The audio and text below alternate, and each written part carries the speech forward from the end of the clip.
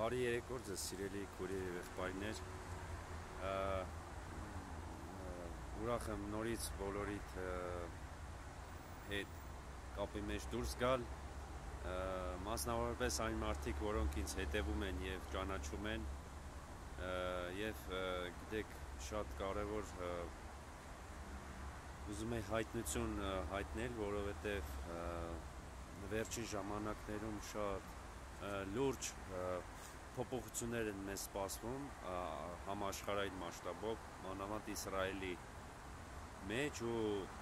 որը կապված է նաև մեր Հայաստանի հետ։ Եվ սիրելիներ, որ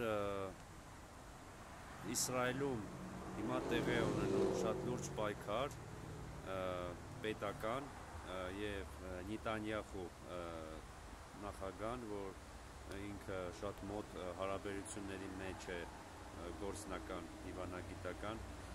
Դոնալդ Թրամփի հետ, որը ուզում է ընտրվել, եւ այդ ամեն ինչը կապվում է, իրան կապում են հերյա ազգի, ուրեմն իրանք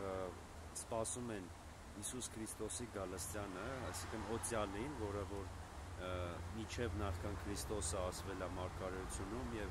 որը որ ասվել է Հիսուսի մասին, նրանք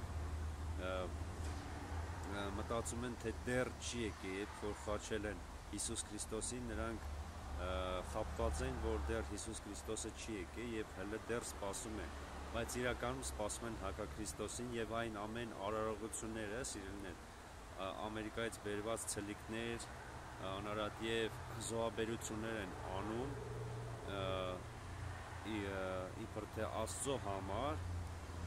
բայց Աստված մեկ է, Հիսուս Քրիստոսով, եռամեկ Աստված, եւ սիրելիներ, մեր Տերը Հիսուս Քրիստոսը, նույն ինքը Աստվածը,